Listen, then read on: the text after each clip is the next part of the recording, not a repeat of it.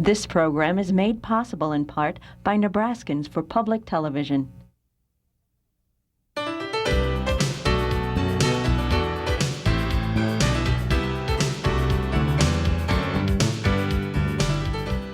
Consider this, a news and information program recorded on the campus of the University of Nebraska at Omaha. From the Fireside Lounge in the Milo Bales Student Center, here is your host, Carol Schrader. Hello and welcome back to UNO. This week, the Greater Omaha Chamber of Commerce released its annual Economic Outlook Survey. And what they do is they ask their members to fill out a questionnaire, and usually they get 10 to 15% response. And how optimistic are you about things? Will you add on to the jobs in your business? Well, the results came out this week, and with us to talk about them and some other things is Dr. Louis Berger. He is the new president and CEO of the Greater Omaha Chamber of Commerce as of about July. Yes. We'll talk about the survey first, and then I want to know why a doctor is heading up the Greater Omaha Chamber of Commerce. I just think it's interesting. The Economic Outlook Survey, and I've done stories on it and reported on this for years, and last year was incredibly optimistic. I mean, but Omaha was cooking. Yes. Lots of new construction in the work. Housing situation was excellent, and it's down, but it's not scary, what they had to say. Actually, I thought the results of the survey were surprising in their optimism. As you point out, not as optimistic as a year ago, but remember the survey went out the week after September 11th. And we were a little nervous about what type of response we'd see, but if you look at some of the percentages of optimism in terms of what the economy is going to be like next year, whether or not individuals are going to add on to their businesses or hire new employees, still very positive, I think. Just to take a look at some comparisons, do you think that in 2002 Omaha area businesses will create more or fewer jobs? More jobs. The response was 19.6%. It was 42% a year ago. That was one of the biggest, biggest gaps, I guess. And of course, we're already seeing that in terms of our unemployment rate moving up a little bit. But compared to the rest of the country, Nebraska and Omaha are still doing very well. One of the other interesting things is the survey always asks people what are the business people, the business community, what things are of concern to them, where do they think emphasis should be. Taxes and spending on the government level is always a big one. Mm-hmm. National defense and security, which wasn't even really on the radar a year ago, was the top of the most important issue federal officials need to deal with. Yeah, your viewers need to understand that those questions were asked at the local, state, and national level, and the answer regarding national defense, it's the first time we've seen it at the top, and it's not surprising.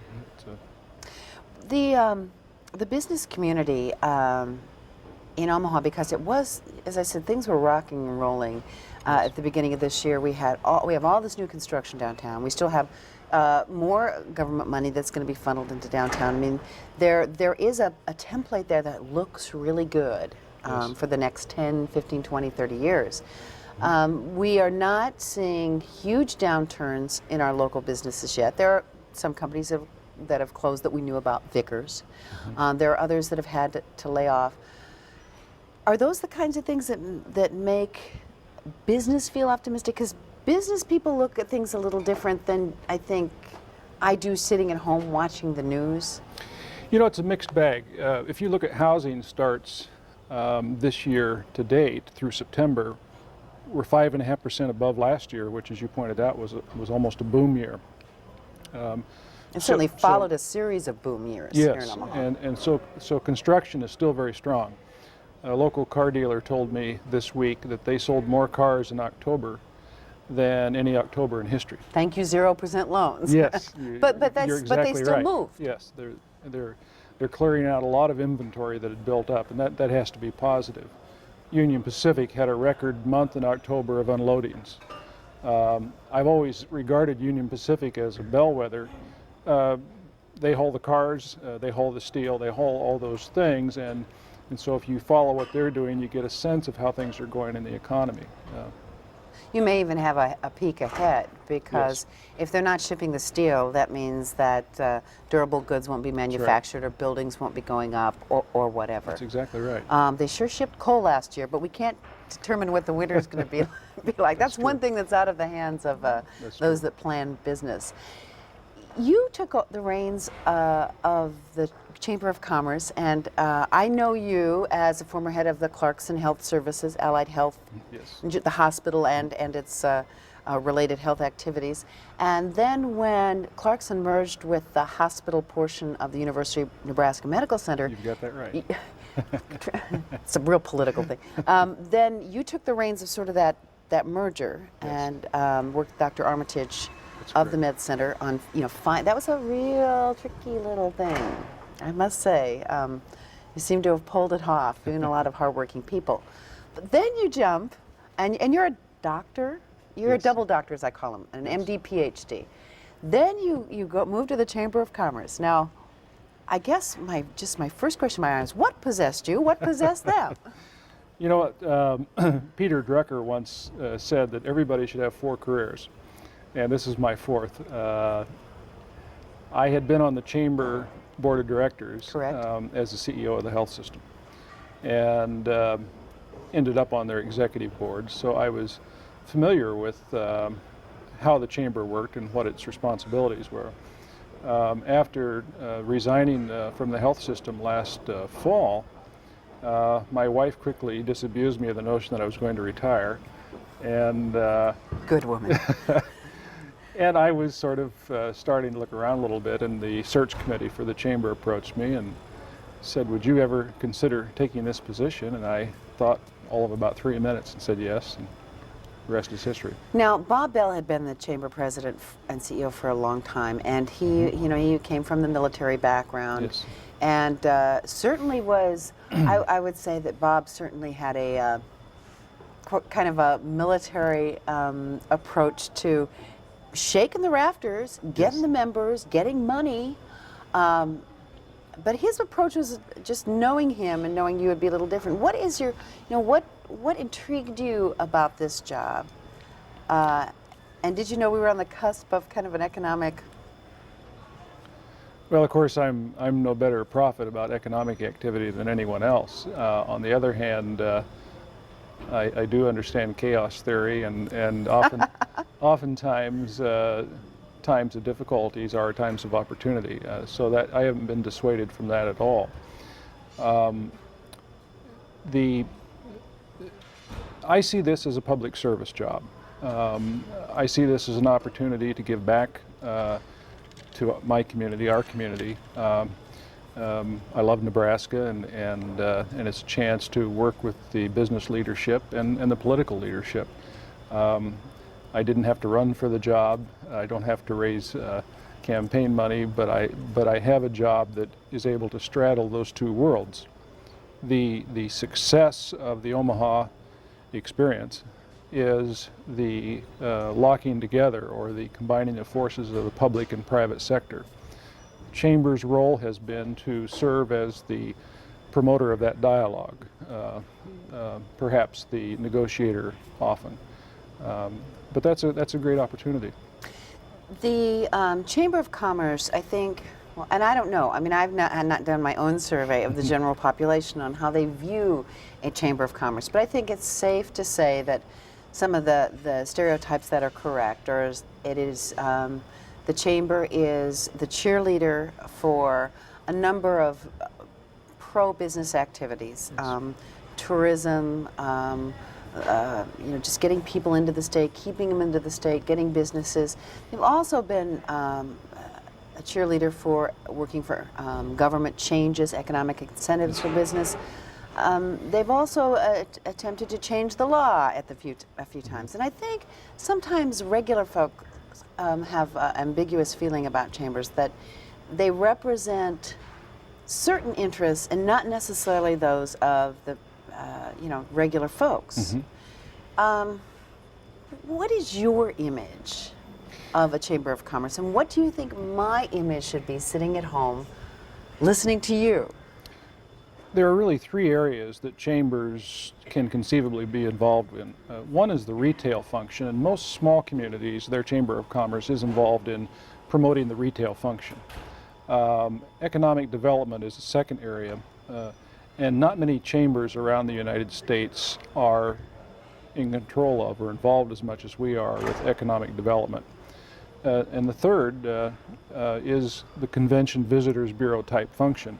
As it turns out, our chamber is separate from that function. We have a separate Convention Visitors Bureau that the chamber has very little involvement with.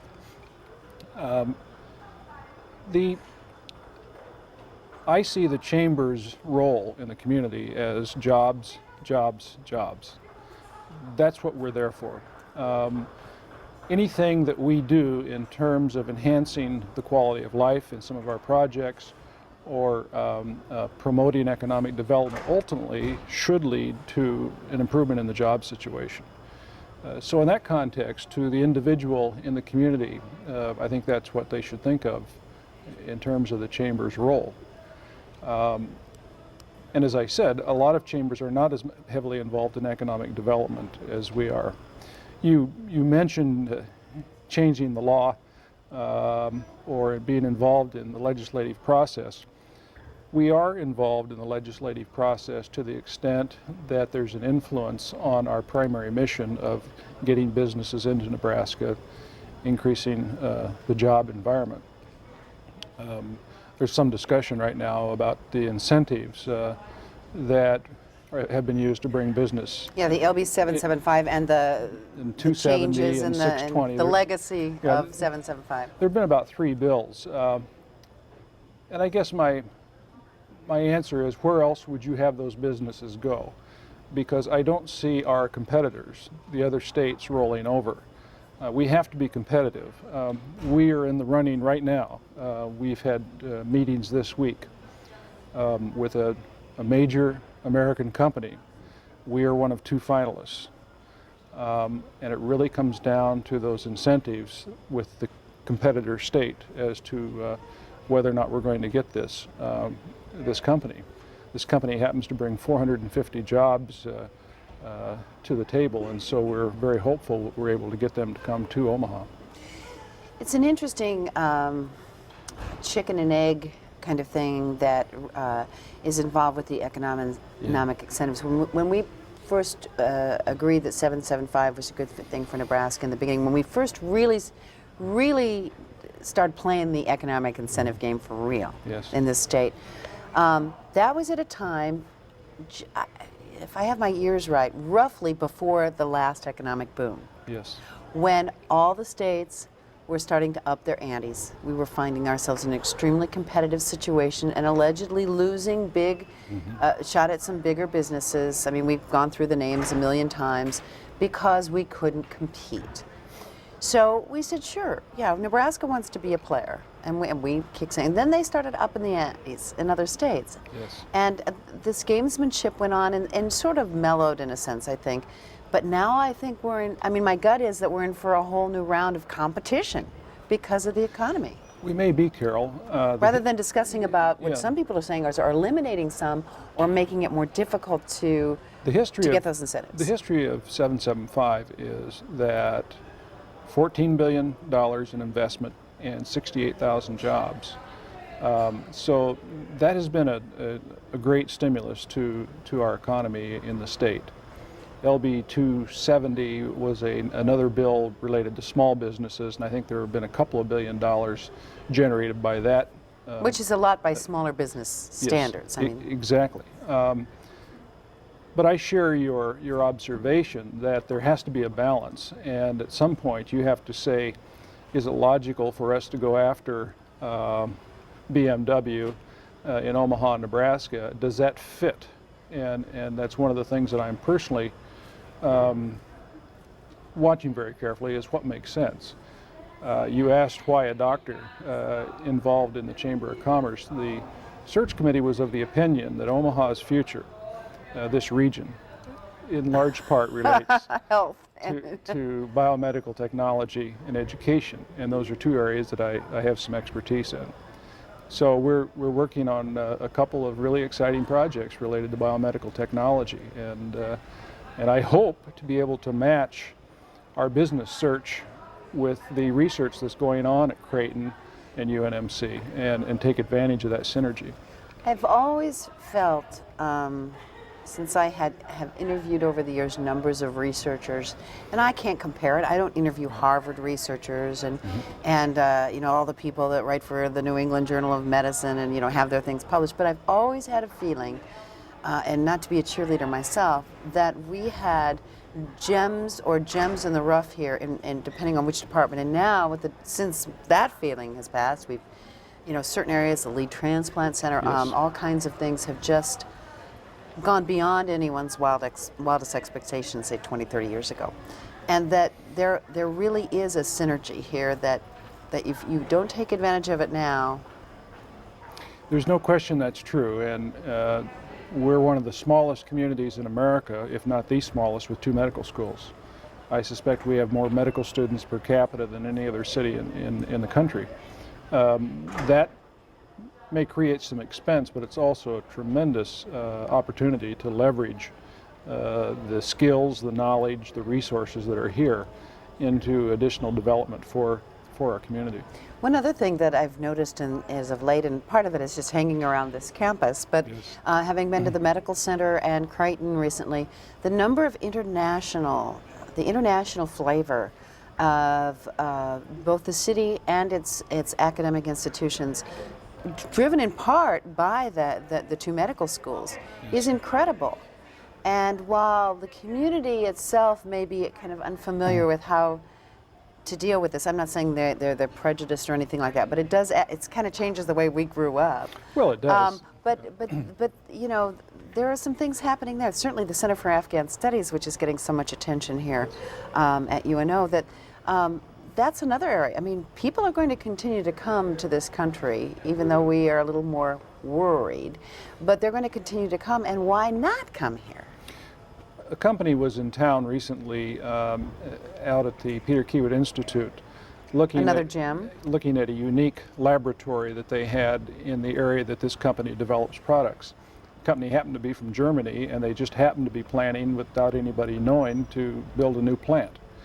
They came down to the chamber on a cold call, said, how do you feel about a company from Germany building a facility in Omaha?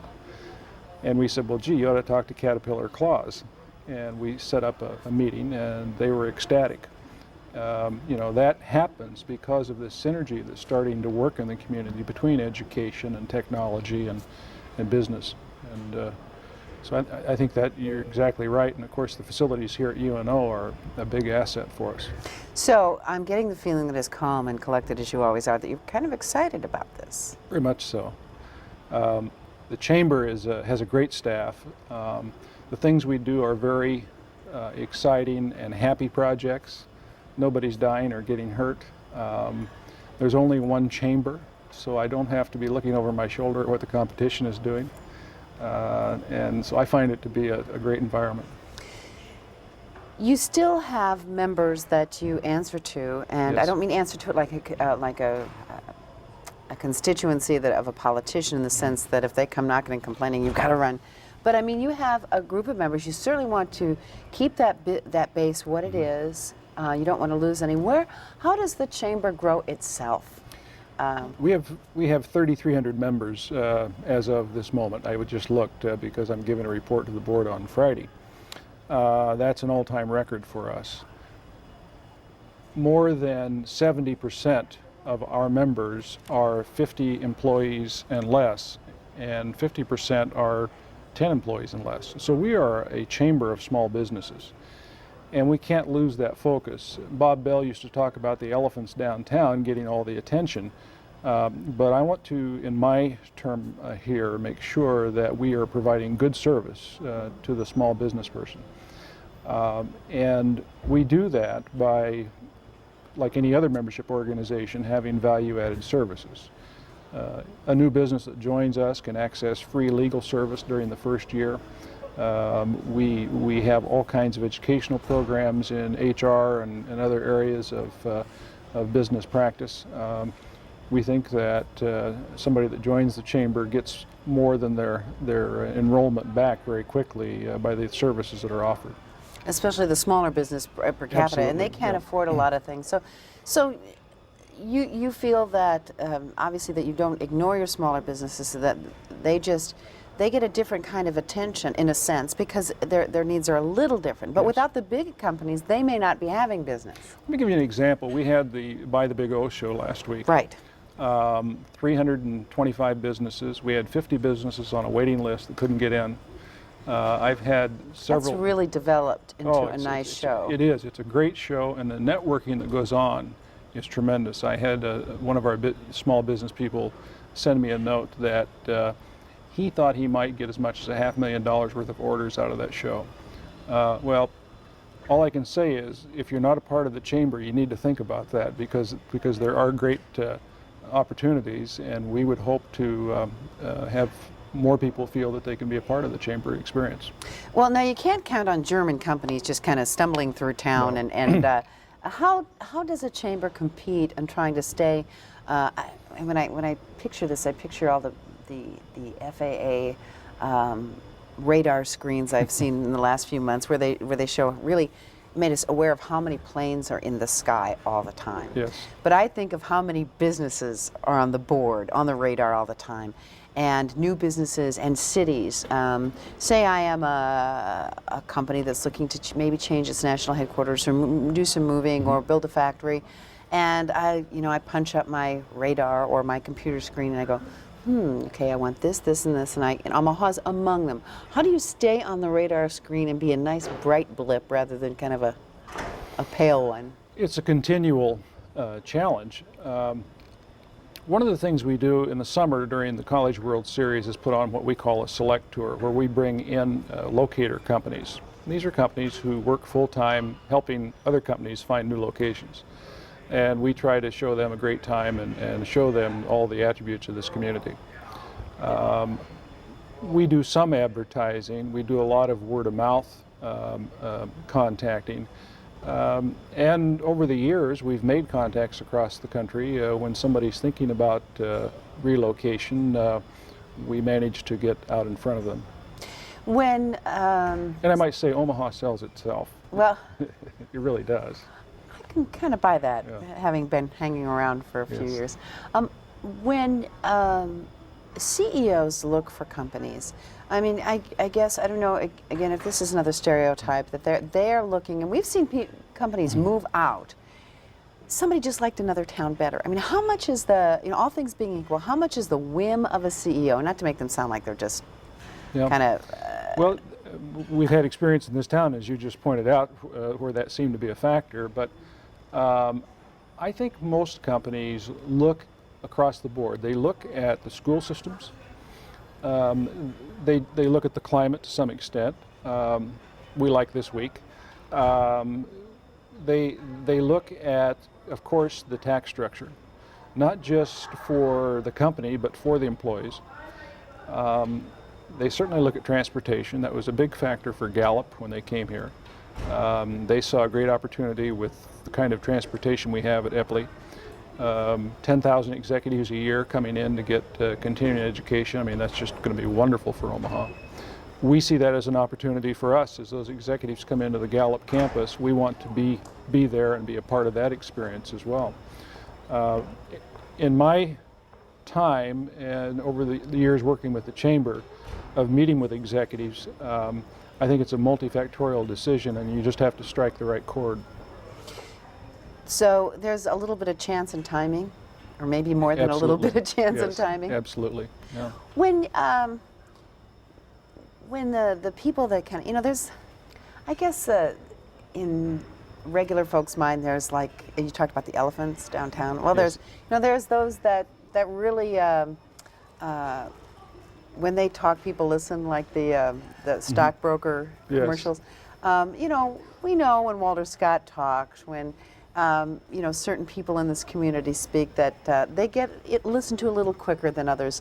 How sort of democratic is the business community here? In other words, yes, people with lots of money and a good track record in the business community get listened to a lot and very quickly. But how open and fluid is the business community for people to become heard? You know, in my experience, a lot of the people that you just referred to, through good fortune and hard work, have a lot of financial resources, but they're also very bright.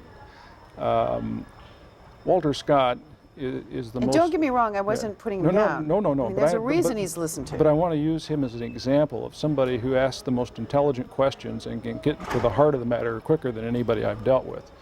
I could cite many others, but these are very bright people who, when I have a problem and I need advice, I turn to the person that's got the information and who can mentor me into a good decision. I don't care whether they have money or not, and there are many people who are involved in our decision-making process who just happen to have a lot of talent.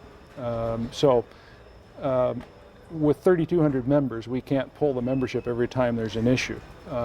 So yes, we do have an inner circle of gray-haired people that we rely on, but it's largely because of their incredible experience and knowledge. Okay, so what's in 10 years, or whenever you leave this illustrious position, what would you be sitting back, and you won't be smoking a pipe because you are very concerned about people's lungs, having dealt in that medical field. What will you be saying about the Louis Berger, MD, PhD tenure as head of the chamber that you'll be proud of? Well, it would be easy to say just continue the momentum we have, but I would like to leave my mark, if that's what we're talking about, in a slightly different way. I would like to see a biotechnology center here, a research triangle type facility where we become better known for those medical resources that we have, not to the exclusion of other areas. I'd like to see an orderly transition and expansion of the downtown community and give people reasons to make use of what is down there. But you know, I have always taken each day at a time and not worried too much about legacies or what the end game is, because I'm an optimist and I always figure things are going to be better tomorrow. Well, we have 10 seconds. Do you really feed a cold and starve a fever, or? I could never get that right. Well, maybe it's good you moved to the chamber. By the way, if you'd like to see a copy of the 2002 Economic Outlook survey results, www.accessomaha.com. That can get you to the chamber and to these results. I want to thank you, Dr. Berger, for joining us here at UNO. And thank you for joining us on Consider This Week. Consider this. Have a good week. I was trying to make a contraction there. See ya.